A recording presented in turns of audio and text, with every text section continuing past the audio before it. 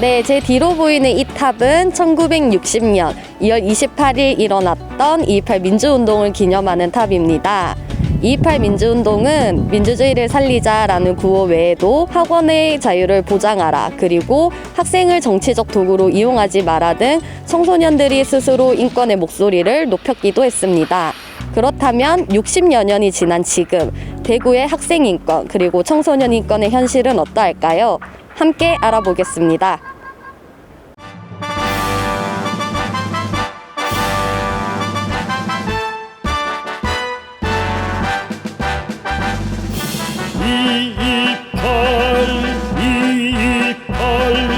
달구의 봉화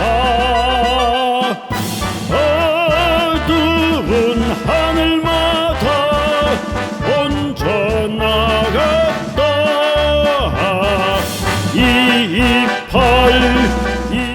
2018년 대구에서는 학교 성폭력 고발 운동인 스쿨미투 운동이 일어났습니다.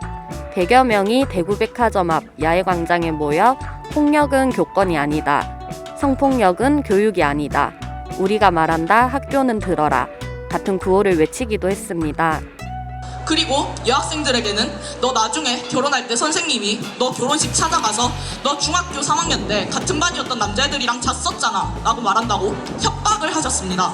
청소년 그리고 학생들도 똑같이 인권을 보장받아야 한다는 목소리, 그 목소리를 냈던 당사자의 이야기를 들어보겠습니다. 거기서부터 학생 운동의 정신이 좀 계승되어 와서 지금은 청소년 운동으로 많이 자리 잡은 부분이 있다고 생각합니다.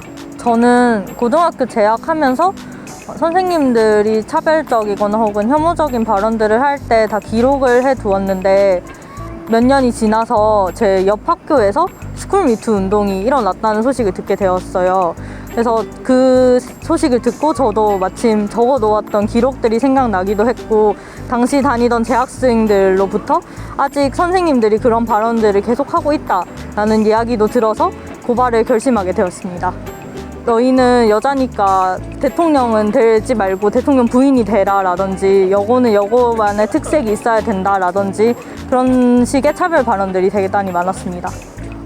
사실 청소년에게 가해지는 고정관념이라는 게 있는데, 뭐 청소년은 공부를 해야 한다라던가 혹은 학생의 본분은 뭐 공부를 열심히 하고 뭐 사회운동에는 별로 관심을 가지지 않는 것이 학생의 본분이다 등의 고정관념들이 많아서 청소년의 권리를 보장하는 조례나 법률들이 잘 통과되지 못하고 있다고 생각을 해요. 크게는 사실 청소년들에 대한 권리가 보장이 돼야 된다고 생각을 해요. 그러니까 선거권이나 피선거권 연령 하향에 문제가 있을 수도 있을 거고, 또는 지금은 조금 생소한 개념일 수도 있는데 청소년의 주거권이라든지 혹은 다양한 사회적인 분야에서 청소년들이 많이 배제당하고 권리를 찾지 못하고 있는데, 그런 부분들이 좀 대구시에서 보장을 많이 해준다면 청소년의 권리가 더욱 나아질 거라고 생각을 해요.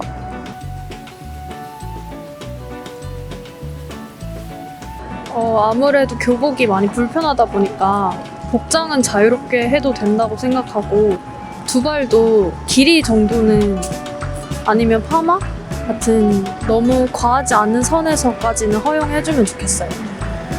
학생회 같은 게 운영되면서 학생들이 건의하는 것들이 많은데 그런 것들을 좀 개방된 마음으로 잘 반영해주면 좋겠어요. 이제 여자 학생들 같은 경우에는 겨울에도 동복을 이제 치마를 입고 다니는데, 일단은 그게 좀 많이 춥지 않을까 해서 일단 그것도 조금 없어졌으면 하고, 이제 저희 같은 경우에는 이제 수능이 끝났는데 수능 끝나고도 이제 교복을 입고 학교를 가야 된다는 게 조금 불편하기도 하고, 예, 그래요. 예전에 비해서 학교 밖 청소년들이 훨씬 많아지고 있고, 또 그 청소년들이 나가서 다양한 배움과 네트워크를 형성하고 있고, 그런 것들이 또 학교에 오히려 좋은 긍정적인 변화에 영향을 미치기도 하고 그렇다 생각하거든요. 그래서 그런 친구들도 학교 밖에서도 다양한 배움을 가능하게 국가적으로도 지원해야 된다 하고 관심을 가져야 되지 않을까. 네, 우리는 모두 청소년 시기를 겪습니다. 청소년 인권은 우리 모두의 이야기이기도 한데요. 나이에 관계없이 모두에게 주어지는 그 권리를 원활하게 실현하기 위해서는 학생 인권 그리고 청소년 인권부터 보장되어야 되지 않을까요?